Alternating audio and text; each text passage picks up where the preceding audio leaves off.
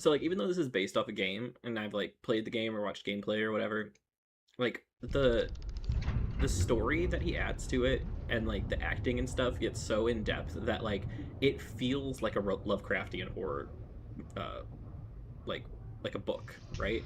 And I'm just the whole time I'm like, was the game based after a book? It's got to be. This book sounds amazing. That's why I'm going to write an Iron Lung book. Probably not. I don't have any self discipline for that. I have bimbo brain.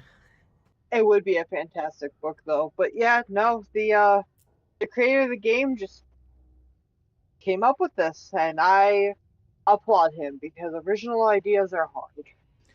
And like I know Mark worked with the game dev on the story to an extent, but I do wonder how much was his creative processing. Because, like, there's very obviously gaps that are missing in here that I think could be filled in with, like, really beautifully written pages. And I don't know if there's enough story, like, in his head to fill in those gaps, or if it was just kind of like, we did what we did, but I'd be curious to see it developed for sure.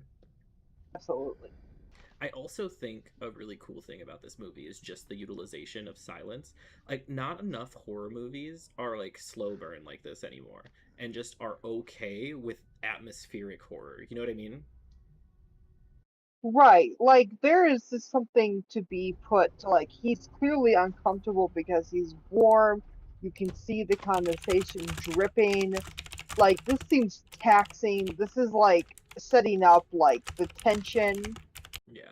No, for sure. We've just become so used to like jump scares and you know, the forced I don't know, description of the scary.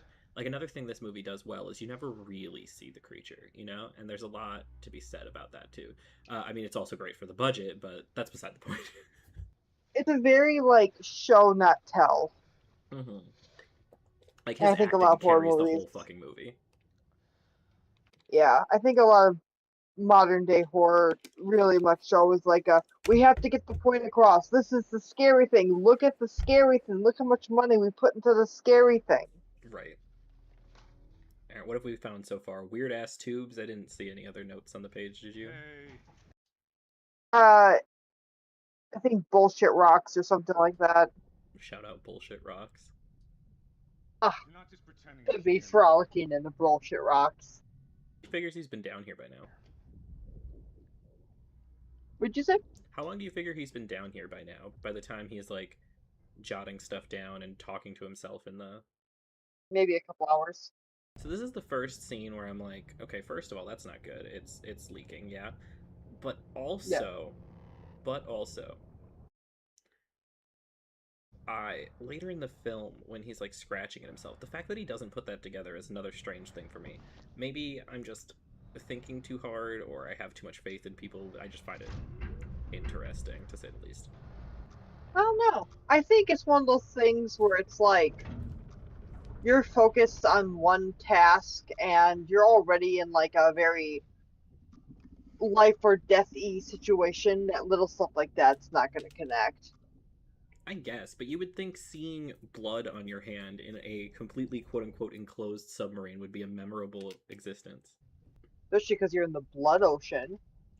Right, like you'd be like, oh, this submarine's not good, and that would stick out in your brain.